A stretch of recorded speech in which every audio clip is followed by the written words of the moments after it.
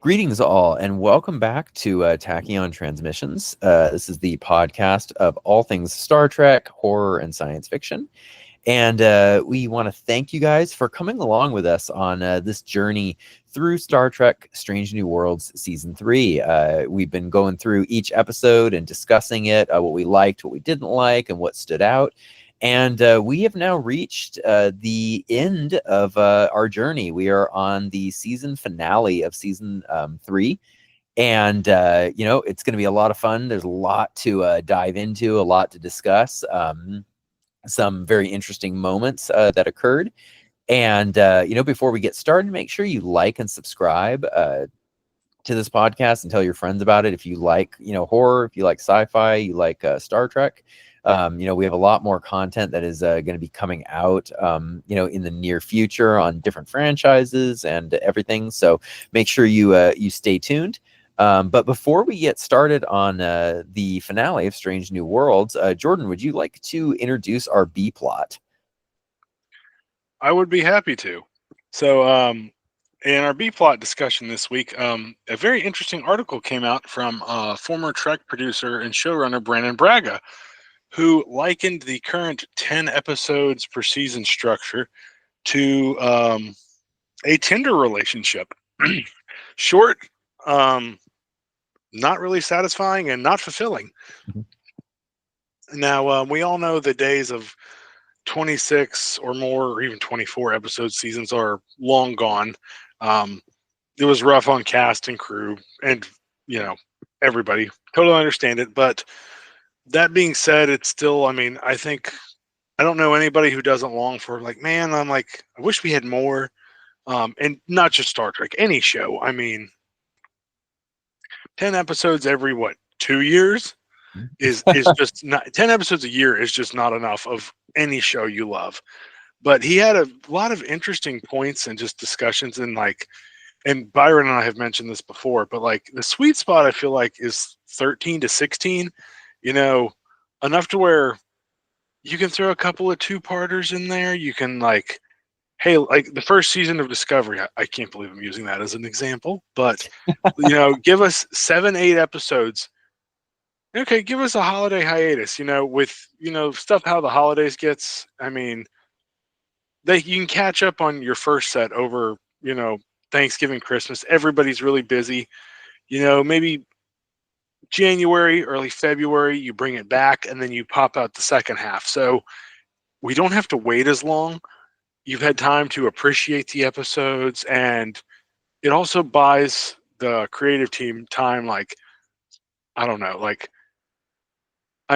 be honest, with Strange New Worlds Season 3, it's not that we weren't hyped, but it's Byron, how many times did you ask yourself, wait, what happened again? I got to rewatch this. Mm-hmm. I completely, a ton of times, just because the amount of time that goes by, you literally forget, what was going on, in the previous season. Yeah, it was and it ends up, this is why shows are getting canceled. Byron and I were talking offline, and Fubar just got canceled by Netflix, but it's been 2-3 years since season 1 came out. Exactly. And it's true, people, you lose your audience, because especially I feel like in today's day and age, where there's so much to watch, there's so many streaming platforms, there's so many TV channels, that it's if your show takes too long to come back, there's more than enough time for a lot of other content to come and fill that gap. This isn't like the older days of network TV, where it's when X-Files went off, it was always in your mind of hey, you know what? I can't wait for the next season of X-Files to come out, and people forget, people have short memories nowadays when it comes to content, and and it's unfortunate, but I completely agree with him. And I think him calling it a Tinder relationship is just kind of brilliant. Oh, spot on analogy for sure.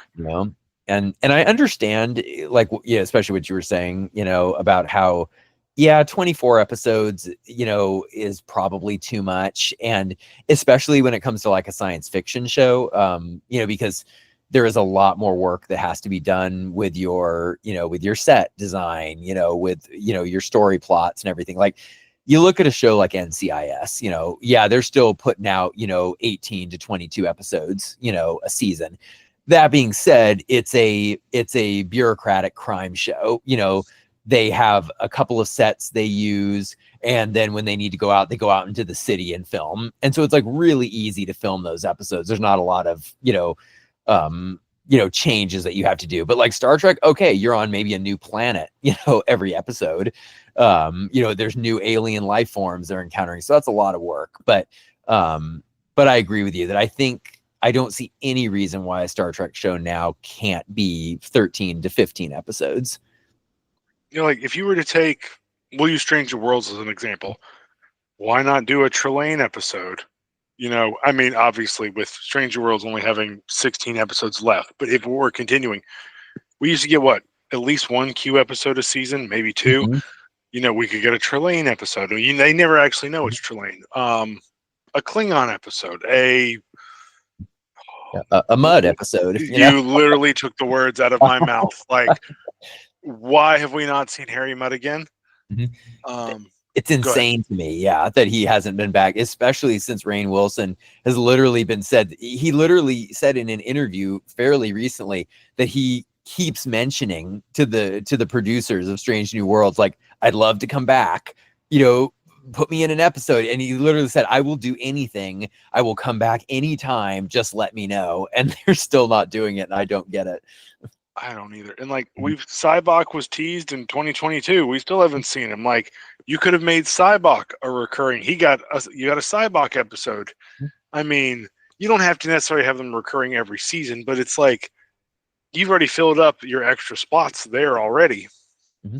No, absolutely. Like, that it's really kind of like, it's a lesson that can be learned from network TV and from, like you said, the longer seasons, that there's these certain tropes that audiences like. They like holiday episodes. They like you said, reoccurring characters who maybe pop in once or twice a season. There's a show right now on CBS I've been watching called Tracker. That's a really fun bounty hunter type show. And, there's a reoccurring character of the guy's brother, who's really fun. The audience loves him. I can't remember the actor's name, but he's from Supernatural. He was one of the brothers on Supernatural. And, he showed, and basically the show's gone, 2-3 seasons. He comes back once or twice each season. They have an adventure together and then he vanishes again. And you always look forward to it when you hear he's coming back. And that, like you said, that can be like what Star Trek does with these seasons. Like, I'd love to have Trelane, come back. I'd love to have Mudd come back. Like you said, have Sybok come and cause some trouble. Like for a couple of episodes. Yeah, like I personally, in the Star Trek New Voyages comic with Pike and young Spock, Pike had a Klingon nemesis. It was Captain Kaj. Like, I was kind of hoping for like a Klingon nemesis with Pike. Kirk had Core, actually had Core, Kang, and Koloff, but give us something like that. I don't know, or like the OG MacGyver. I mean, who doesn't love MacGyver? Let's be honest. I mean, you got a Murdoch episode, every season, and he died. Like, he fell off a cliff, screaming MacGyver, and yet he somehow returned. That was kind of half the fun. And I don't like. I've said this before, but the Mark Hamill episodes of The Flash, that was always a highlight every season. Mm-hmm. Oh, absolutely. It completely. People love that. Like, I'm just about finishing up my rewatch of the Hawaii Five-0 reboot, and for anyone who's watching, really fun show if you enjoy like action in like beautiful locations with less like beautiful people. It's a great show for that. Just like, wall-to-wall gunfights, car chases in the Hawaiian sunshine. It's awesome. But like, they had a reoccurring character of the villain. His name was Wo-Fat, and like, everyone loved him. He was played by that martial artist. I cannot remember his name. Mark. Starts with a D. Yes. Yes. And so he plays the lead bad guy. And and even though his character dies basically in season 5, they still found ways to bring him back, occasionally, of like, oh, a hallucination here, or oh, like a family member of his comes back here, and they do a flashback of something to do with Wofat or whatever. And you always looked forward to it every season, that there was something going to happen with the Wofat family that was going to come back to to torment McGarrett. It was just great. And kind of going back to what you said too, of like having the Klingon nemesis maybe to Pike, that is one thing that I think has been missing from this show, is that there hasn't been a like a main villain, like this kind of nemesis character who kind of has popped up every season, and I would have really loved to have seen that, because it's just like you said, it's always fun to have a good bad guy. I was kind of hoping that maybe Sybok was going to be that, Same. but it doesn't appear like that's going to be the case. We know he is going to show up. They said that he is coming, but but he's definitely not going to be like a series villain or anything like that. Yeah, I mean, it is what it is. I mean, we got New York Comic-Con coming October the 11th. It's the Star Trek panel. We will do our best to get you a preview of what we're expecting at New York Comic-Con for Star Trek. Star Trek likes New York Comic-Con. Don't ask me why, but that's their thing. We got our big Picard season 3 trailer at New York Comic-Con in 2022. We got the 4.5 Vulcans tease last year, I believe. So we're definitely going to get. I do expect to get a Starfleet Academy release date. I'm guessing February. Didn't really tell you why. Too. Oh, so, no. What is your reasoning for it? It just seems, or they said early 2026, and it just seems like, without getting into a long-winded discussion, it seems like they want to get the remaining, what's Kurtzman's production company, the remaining Secret Hideout Trek out sooner rather than later, so we can move on to Skydance Trek. But that's a discussion for another episode. No, absolutely. But I do completely agree with you. I think February seems like a right around there seems likely, because I want to say, didn't I feel like the first couple of seasons of Picard might have been in late February or March as well. I can't remember. Yeah, there was one was January. Yeah, my 30th birthday, Captain Picard came back. I remember that. Best. It was it was a pretty good one, not gonna lie. It was like February, and then it was like January or February. So I'm thinking we should get it, but it may be more like, I don't want to wait till like April, like they did Discovery. I'm ready. Like, let's just get it here, Absolutely. And I think, like you said, they're moving, the current production track out as quick as possible.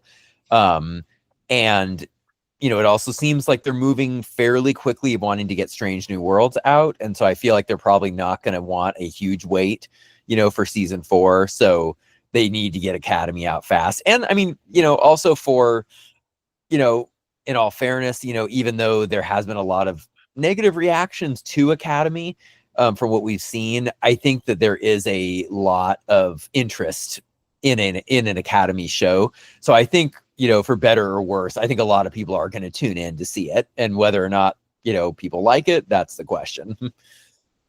Oh, for sure. So, well, it'll definitely be interesting. So, let us know, everybody, what you think about these, extra short seasons. Do you like them? Would you prefer, us to go back to, the 26 episodes a season, or are you happy with 13 or 15? Let us know. We always like to see and hear your comments. So, well, Jordan, as we approach this finale, I can say, it's been a long road, getting from, here to here. Yes. And it definitely was a long time before we got this season. Yeah, but its time is finally here,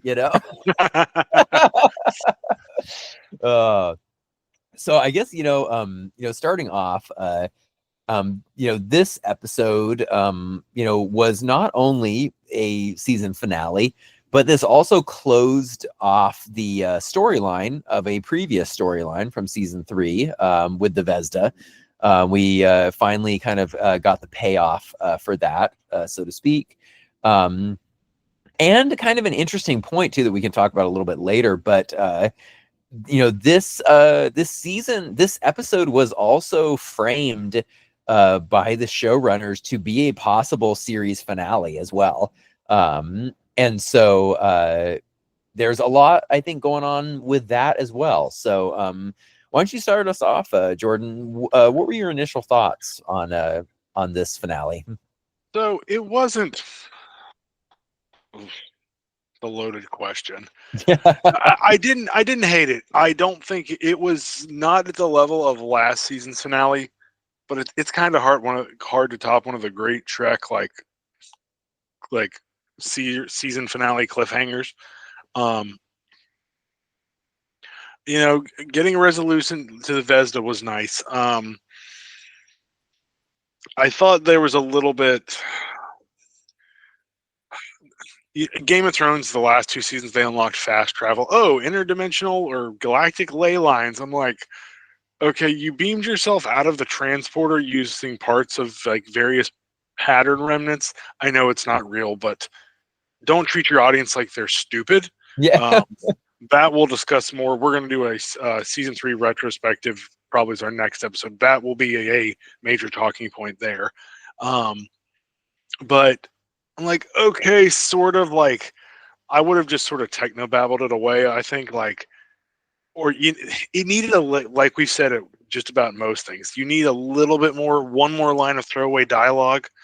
Like, maybe they can tunnel along these ley lines. It's the fabric of space is more malleable. Throw that in there. There you go. I love me some techno-babble, in case you can't tell. But I thought I know why they did it. The whole cult on that planet stabbing their own eyes out was a bit much for me.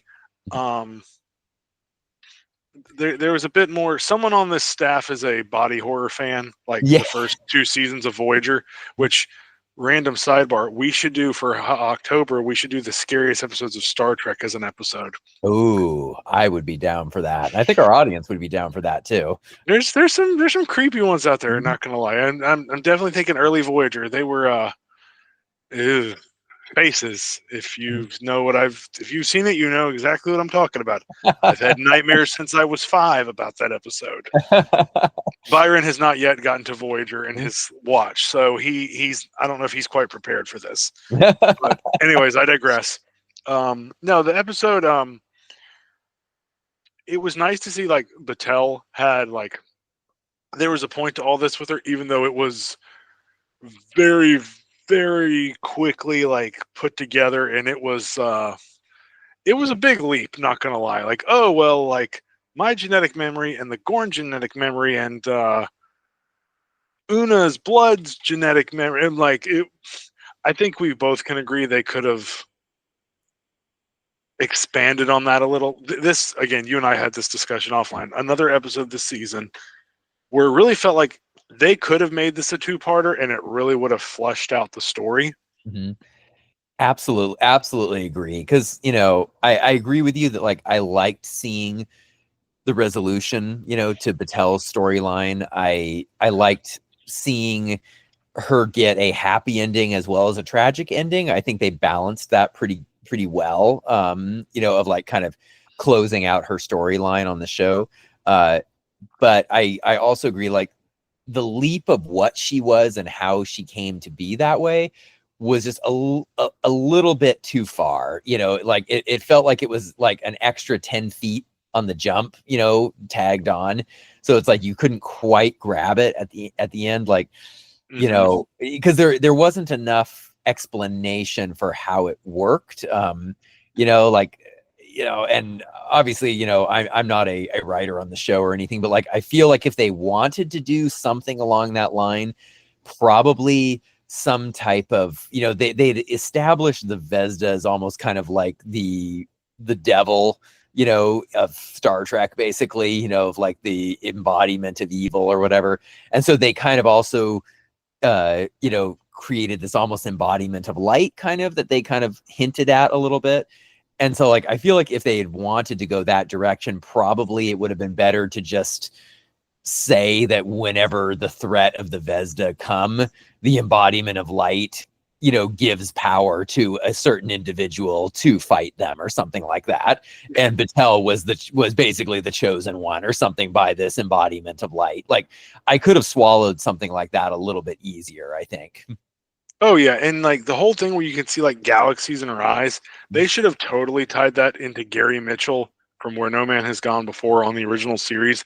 Maybe she's got a higher ESP quotient, and all these procedures she's got under has sort of like triggered that. That could have been thrown in.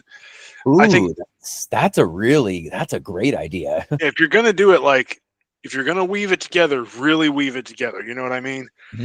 Because No, I saw a lot of agree. people talked about that online. Sorry, go ahead. Oh, no, I was going to say that was a really good point, and that would have been a great way to tie it into TOS, by having that, and it would have been an interesting way of tying Gary Mitchell in, and also, frankly, it would have been an interesting tease to the unification short as well. Yeah, actually, yeah, absolutely. Yeah, now, that's very interesting. I've got a mini tirade I want to go on. I know what they're doing. This to me has to come, I think, from Alex Kurtzman, because he's a hack, and I'm sorry, like, he's not always bad, but he's a freaking hack, because this is the same guy who wrote Star Trek Into Darkness, and literally, if you watch the trailer once, you realized it was a flip of Wrath of Khan. It's Kirk dying instead of Spock. We're playing the Star Trek Greatest Hits album too much with Strange New Worlds. Not that it's always a bad thing. You can go back to some of the stuff that's worked, but Hegemony, I'm sorry, I can't talk, was basically like they were really trying to do Best of Both Worlds last season, and this season, big cliffhanger, dun dun dun dun dun dun. Oh, let's put them to sleep. Gee, we've seen that before. Boy, someone dies in the warp core and Into Darkness. Boy, this seems familiar. Wow, Pike suddenly wakes up in a dream and gets to live an entire life.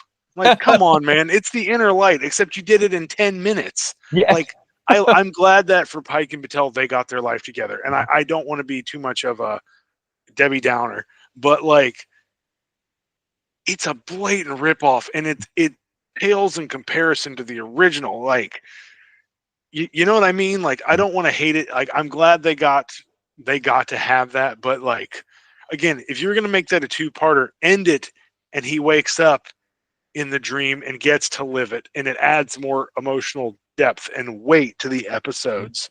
Not like, oh, you get to live your life with Captain Batel, lucky bastard. Yeah. In the last 10 minutes. No, I completely agree with you that it was inner light in 10 minutes. And like you said, greatest hits of Star Trek is not always a bad thing. Like, if it's done well, then it's great. And I feel like if they had wanted to do a riff off of Inner Light, they needed to put a different twist on it so that it is its own thing, even if it's similar, and it's like, and I felt like, okay, if they wanted to do Inner Light, one, like you said, it needed to be the whole episode. And I feel like they could have actually tied, maybe if they wanted to do a different sort of resolution to the Vesda, that maybe the way they defeat, that I was almost thinking like maybe this inner light thing is the Vesda giving them this vision, not Batel doing it. This is the Vesda doing it as a way to subdue their enemy, and then they have to defeat the Vesda from within that fantasy world or something like that. Like, something like that, I feel like could have been interesting. You still have a little bit of a riff of Inner Light, but you're doing your own thing as well. I would have preferred something more like that, just so that it doesn't feel like, oh, wow, we've seen this before, Yeah, like, and another example of the Star Trek Greatest Hits and Strange New Worlds, the season 1 finale. It's not the enemy. It's Balance of Terror, but with from Pike's point of view, that was brilliant. Whereas some of this, it's a little, there's not enough of a fresh perspective, or it's like we've said, they've shoehorned too much into a single episode. Like, Exactly. yeah. No, you're absolutely right. And you know, that's how this kind of episode did feel like, that I was like, oh wow, the Vesda are already gone. It's like, that, I'm gonna venture to say the Vesda were an interesting villain, that I was kind of like, okay, I was like, I'm kind of down for, like Star Trek. And correct me if I'm wrong, but like I feel like Star Trek doesn't often do a villain that is pure evil, like they normally do like shades, of gray when it comes to villains, seeing things from a villain's point of view or whatever. And so Borg were probably originally the embodiment of pure evil until they weren't. Exactly. So yeah, like and I remember like with the Borg, it was cool of like, oh wow, this is really cool to have this like pure evil, that is unstoppable kind of. And then like you said, then they kind of gave more depth to it and kind of made it not so much that. And so kind of having like the Vesda, it was kind of interesting of like, oh, this is like a demonic evil force, it's that it was fascinating. And I was hoping, that maybe, the Vesda were going to be the big bads, for the rest of the show, maybe pop up every couple, a couple of episodes a season.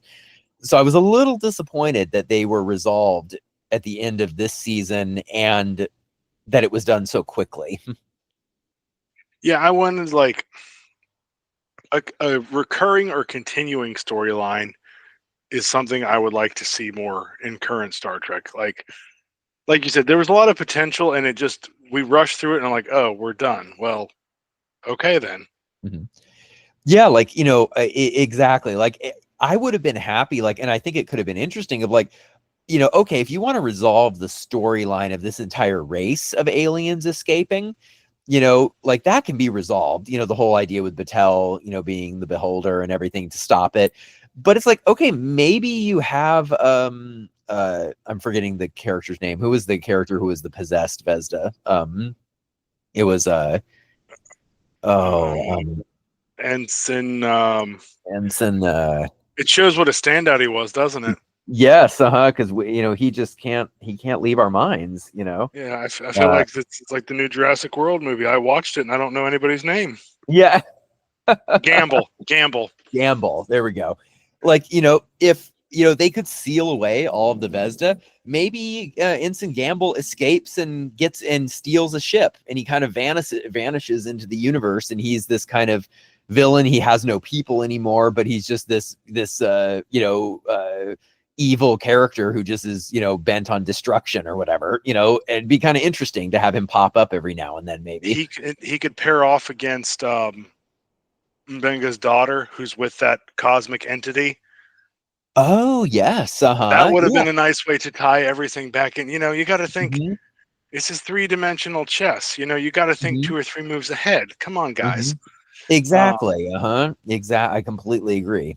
Or like, I mean, for the love of, forgive me, but like, we go full Fast and the Furious, and they save him with the power of family, and then he's with, Mbenga lost his daughter, he lost Gamble, but maybe this entity saves the essence or mind of Gamble, whatever's left, and Gamble ends up with Mbenga's daughter. So it was, I don't know whether you want to do romantic or anything there or not, but like you got to have your happy ending. Yes, it's the power of family, but it works. I mean, watch any anime.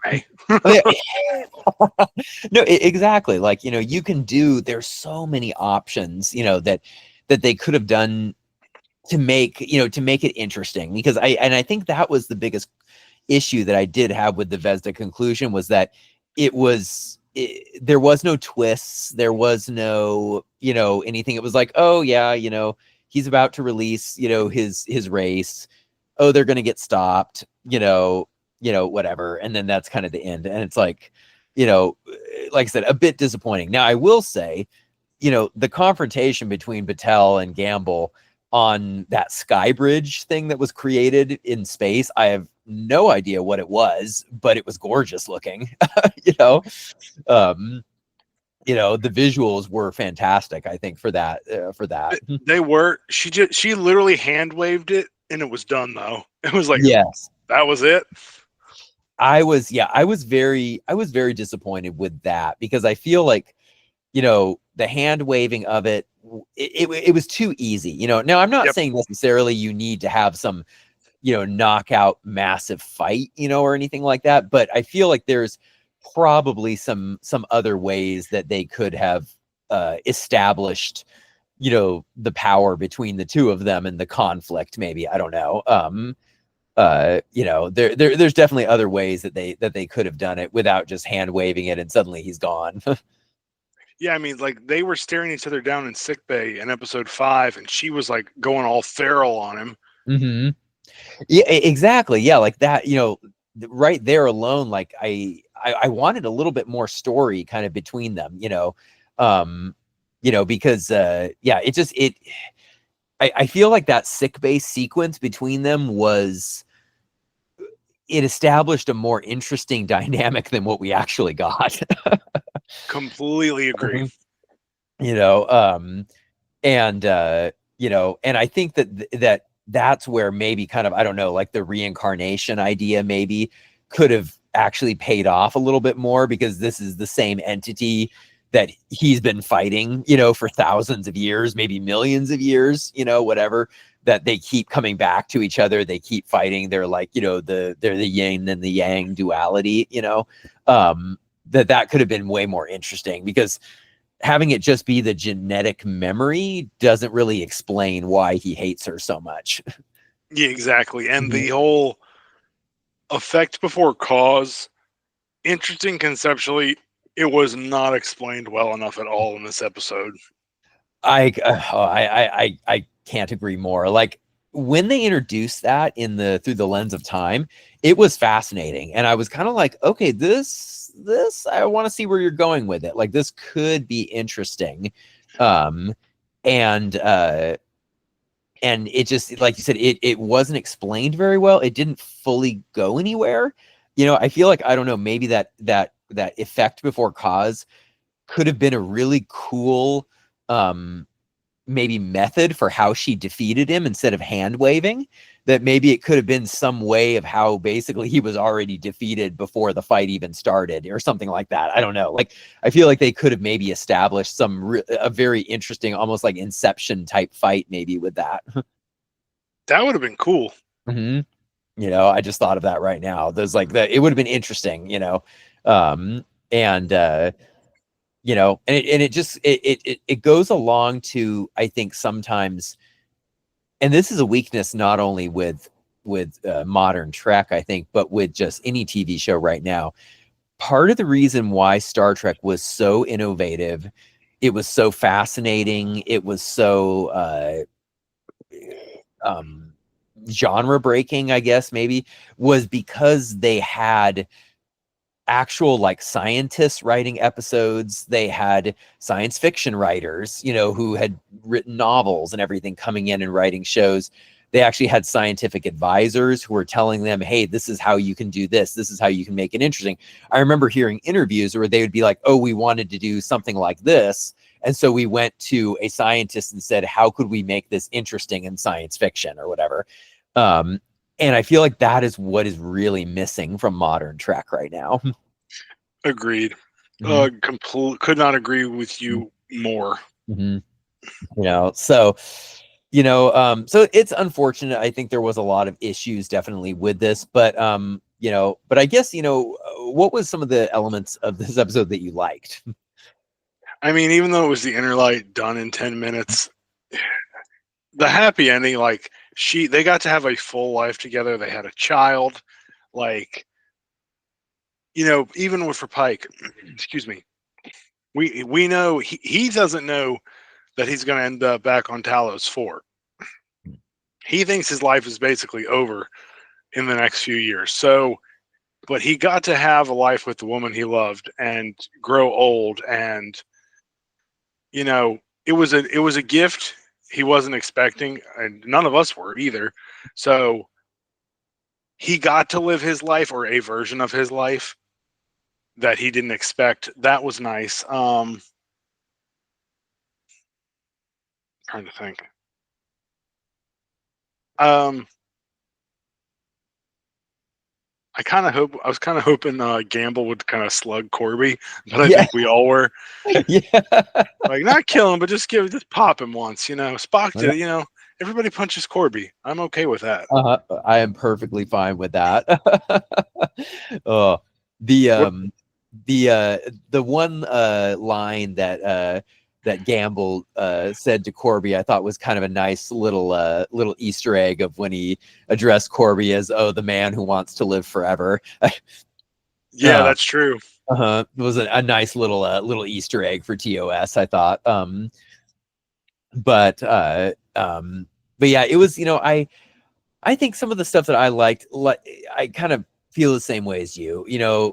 Yes, it was Inner Light done over again. It wasn't very original, but it did kind of hit me in the feels, getting to see them have, that happy ending, that life together. Especially Pike, with kind of that nightmare that he knows that he's going to, and like you said, he doesn't know that he has a happy ending ahead of him, a real life happy ending. And so, so it was nice. It was nice to see that. And I enjoyed, I'm trying to think of it, I enjoyed, them kind of seeing some of the, actually going to like an alien planet and kind of wandering around, even though I wasn't completely satisfied with how it ended, with that planet. It was interesting kind of seeing another culture, was kind of cool. I'm trying to think. What did you think of the Kirk-Spock mind meld thing? Ooh, that was interesting. I didn't hate it. I gave it a little bit of side eye. I will say I gave it a bit of side eye because we've never seen something like that with mind meld where they're sharing a consciousness necessarily. So, but that being said, I'm open to Star Trek exploring new things, when it comes to techniques and skills within that world. As with anything with Star Trek Strange New Worlds that I think has become a common issue that we've addressed, I think the concept could have worked if they would have maybe explained it better. That I think the idea of them sharing a consciousness was again a bridge too far. I think that they could have maybe addressed it a little bit differently of that they're separate, they're their own consciousness, but they can perhaps, like, I don't know, they know each other's skill sets so well that they can actually work in tandem, maybe, I don't know. I wanted to see Kirk and Spock. I know they had that episode where they were on the Farragut, but where Spock earns Kirk's trust enough, a little bit more to where Kirk trusts him to mind meld. They need to grow that friendship. Again, you don't fast track it to become the friends that Kirk and Spock were. We've still got some time before TOS for sure, but it was a little bit of I'm like, you're taking this a little fast. So no, I completely agree. And it made me wonder when I read that interview where they said that that they weren't sure if they were getting renewed for season 4 because of the whole merger and everything, and that they kind of planned a little bit of season 3 of this finale to possibly be the series finale for the show. It kind of made me wonder almost if maybe there was some last minute rewrites, maybe before they filmed to make, like, because exactly like what you said of like, oh, we have to speed their relationship up a little bit. We have to give Pike a happy ending, or something, that. So it made me wonder perhaps if that was why some of the episode felt a little bit more uneven, maybe. That makes a lot of sense. Yeah. Now, I do have to admit, the mind meld was kind of funny a little bit when La'an comes to Spock and says like, "Oh, Spock, we have to go for our dance or we have to go," and then Kirk is like, "Ah, the dance lessons," and she's like, "Oh God." It's like, that was a funny moment from that, I thought. So and who knows too, honestly, them having that mind meld, maybe perhaps that could, lead into maybe a love triangle a little bit more, of what we kind of talked about potentially in the next 2 seasons, I don't know, so I don't know. It could be, I wonder if Lon's death is what brings Kirk and Spock like closer together. Oh, that would be interesting. That would be fascinating. Yeah, because I feel like she can't have a happy ending. You'd have to basically, the only way to really do it is like all the timeline shenanigans from the Temporal Cold War was okay. If a hurricane diverts the river and there's a bridge where where the river once was, that river is still the same river. It just flows a little differently. And we can get into the metaphysics of time travel in another episode for sure. But so maybe the river is basically in the same general like the same general shape, but maybe it ebbs and flows and is rerouted slightly different. So maybe whereas La'an wasn't originally in the timeline when we see Space Seed, this is sort of it's the modified timeline.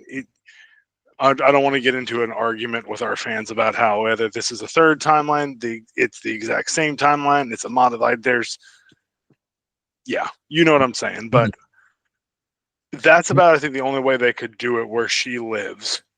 No, I completely agree. Yeah, because because it does establish some minor continuality errors, but like you said, using the time, the time space continuum to edit that, I think could possibly, work because because it is definitely interesting, the idea of Spock, and Kirk knowing, this descendant, of Khan when they meet him is very interesting, and we because we don't have the line, of Spock and possibly Kirk, telling Khan, hey, I banged your your descendant. So it's gonna be interesting, I think, to see where they take her character. But I do agree with you that I think probably her death is going to be what brings them together. I think because I don't think it's a coincidence that they have purposefully endeared her to both of them. It feels very purposeful that they've done that. Good point. Yeah. Because we had that one, alternate universe, where Kirk and her have a romance, and she clearly does have feelings for him. And then, we've seen some hints of him possibly having feelings for her in this timeline. And then obviously we know Spock and her have a relationship. So, yeah, be interesting to see where they take it. Oh, for sure. What did you, how did you feel about, some of the elements that they put in there of like, Dr. Mbanga, of him like having his story written in like the stone, an element like that? How did you feel about those parts? That was interesting. Like it shows obviously shows the advanced capability, and they know. I don't know. Like, are they able to scan the timeline? Like it shows an advanced civilization for sure. I would have liked to actually have gotten a little bit more on that. That was kind of cool. I agree. Yeah, I was very intrigued by that. I thought that was cool. One other thing that I did like was, and like you said, this goes back to just somebody, on staff as a fan of body horror, because we had the eyes stabbed out, and then the scene of the Vesda clawing its way into Gamble's body. Yes. that was I liked that scene. I thought it was kind of a cool visual moment that they did, but like you said, definitely a body horror fan somewhere in the show. Yeah, they've been hanging out with David Cronenberg too much when he was on Discovery. Yes. Oh man. How did you feel? So I guess, how did you feel? I guess this is a two-pronged question. And we'll do a little bit of what Strange New World did and divert the timeline a little bit. So I guess firstly, how did you feel about this as a season finale for season 3? And then the second question is, how would you have felt for this episode to be the series finale if the show had been canceled? It was a little more low key compared to last season's finale. I didn't actually hate it. It shows like they've completed this part of their journey, so we're not going to get any more Gorn. We're not going to see any more Batel. We can, they're going to finish up this 5-year mission or whatever mission they're on, and we can get back to exploring. It wasn't. I'm actually trying to think what the worst season finale is of Star Trek. That's a loaded question too. It wasn't a bad one. It wasn't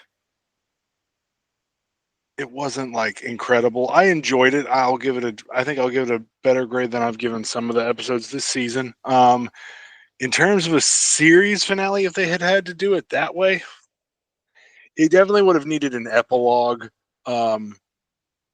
Pike would need to give he needs to give the count of the captains like great speeches. But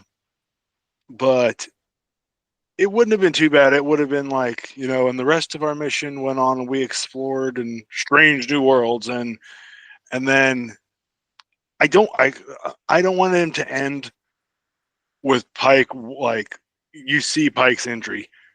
You see, I think they'll end it and he's leaving to go on that mission knowing what's coming, but you don't see the injury. And then maybe you get a flash forward to maybe it's just he and Spock on Talos 4.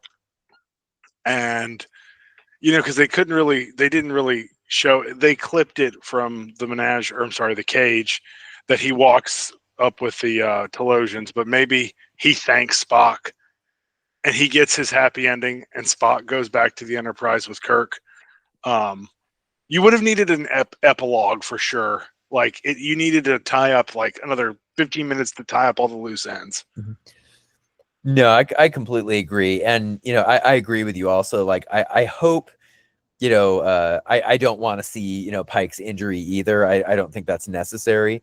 But, I would like to see a flash forward. I think, perhaps, the series finale, we start the episode with a flash forward and maybe it ends with a flash forward or something like that of him on Talos.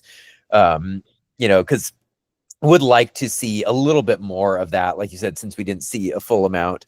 And it would be interesting, and it'd be a nice, a nice circle back with Spock and him would be cool. And then, maybe the final shot of Strange New Worlds is Paul Wesley's Kirk, sitting in the chair. But in terms of how I feel about the finale, I think, I'm kind of the same way. I didn't hate it. I don't think I can say I loved it either. But I can say I liked it maybe. And there was a lot of things that could have been better. But overall it was not one of the season's worst episodes by far. And so I think it tied up the storylines from season 2 and 3 fairly well.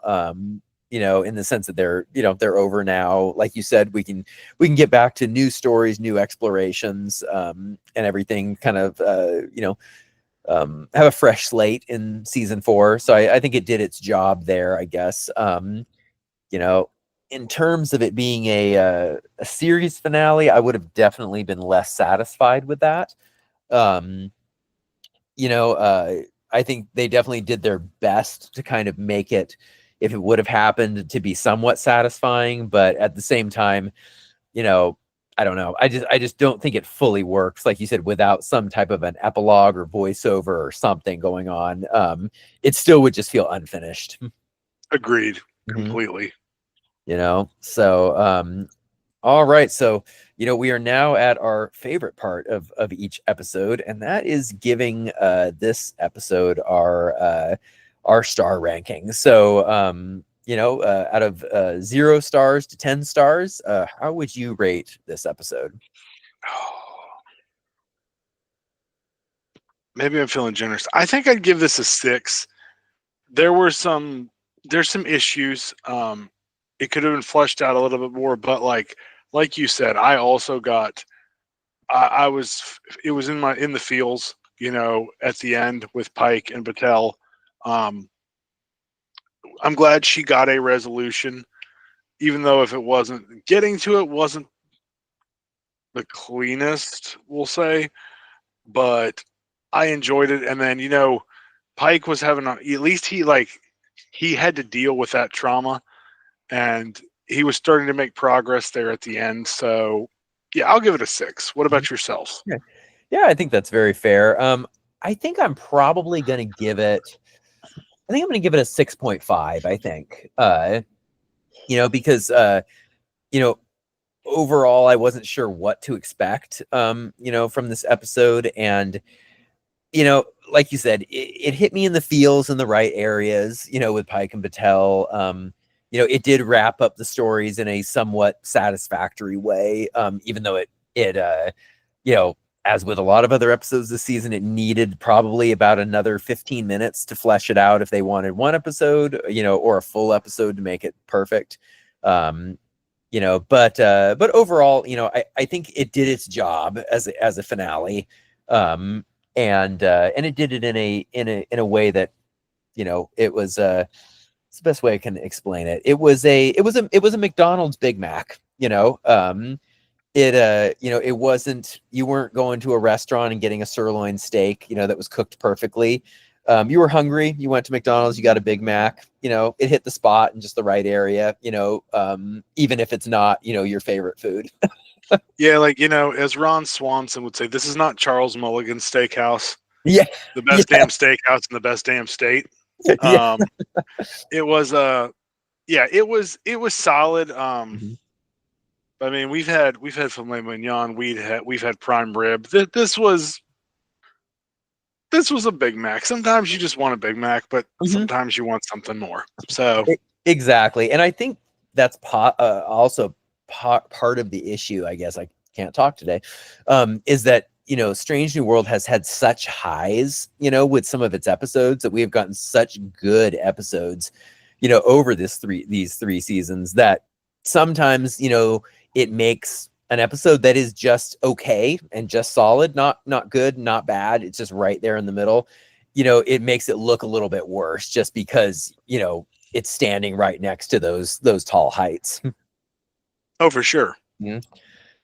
So, but yeah, so, everybody, that concludes our journey through Strange New Worlds season 3. But it does not conclude, our strange new journey into podcasting, as we will be continuing, going over Star Trek news as it breaks, and also, going back to, older episodes, movies, checking things out, as Jordan mentioned, scariest Star Trek episodes. We may even do maybe the best and the worst of Star Trek, season finales, possibly. And I know that Jordan and I had talked about a special episode where we rewatched the worst episodes in Star Trek. So I think that one might be fun. There's definitely some fun ones in TNG, cough, cough, cough, cough, ghost episode. So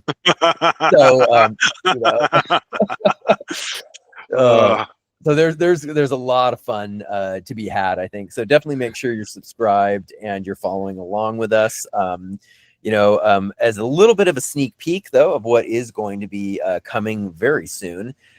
We are going to be doing an episode on revisiting the Halloween franchise. So we're going to be watching the first Halloween movie. And, this is my first time with this franchise. I have not seen any of these movies. So it's going to be really fun to go in with eyes wide open for this. We're becoming Tachyon Transmissions of terror. Yes. You know what? Maybe that is going to be the subtitle of our podcast when we talk about horror. Yeah, maybe we should put out a poll. What would our fans like to see? Do they want to see the scariest episodes of Trek? Do they want us to see us rewatch bad stuff? Do you want to watch us suffer again? Yeah. I kind of feel like that was a bad idea for me to just say that, but you got to give the people what they want. So you got to give them what they want. Do you want us to rewatch? I mean, do you really hate us enough to make us rewatch Section 31? Of course, I suffered through it, and it's pretty bad. My entire family's like, "Oh, we haven't watched Section 31." I'm like, "Don't." And then it's like, "Wow, if Jordan tells you not to watch Star Trek, it's pretty bad." That is very true. And the thing is that I wish I could take your advice, Jordan, and not watch it. But being a Trekkie myself, and now the co-host of a Trek podcast, I have to suffer through it. I will have to watch it. I can't let you do it alone, because remember, the needs of the many outweigh the needs of the few or the one. That is true. So you will be suffering with me. I mean, if I can suffer through 5 seasons of Discovery, can I suffer through 2 hours of Section 31? Oh, you know what? Okay. You have faith of the heart, Jordan. Hey, fortune favors the bold, right? Yes. After, what? We will have to do the Section 31 watch. I think we should live stream it, or live record it. You're watching it. And Byron, there is a Halloween connection in Section 31 that I just thought about, that I don't think I've somehow managed not to spoil for anyone. So it does not involve a Captain Kirk mask either. So that is interesting. Okay, I'm very curious now. So yes, you'll have to see what comes of this in a future episode, people. Definitely, it's gonna be a lot of fun, everybody. So you're not gonna want to miss out. What you experienced with this journey in season 3 is just a taste of what is to come. So definitely share, and like I said, be on the lookout for that episode coming very soon on Halloween. And we'll also have a few more Trek episodes that will be dropping imminently as well, with New York Comic Con. And we will also be dropping a episode that is going to be a Strange New World Season 3 retrospective, where we're going to go over the whole thing and we're going to rank the episodes and talk about what we liked and what we didn't like, and where we think that season stands with the previous 2 seasons of Strange New Worlds. So thank you all for joining us. Thank you all for listening. I know both of us really appreciate you guys coming along with us, and giving us your likes and subscriptions and views, because we are 2 guys who just enjoy talking about Star Trek. It makes it more fun to be talking about it with all of you guys. So thanks again, and we will be seeing you very soon on a brand new Strange New World.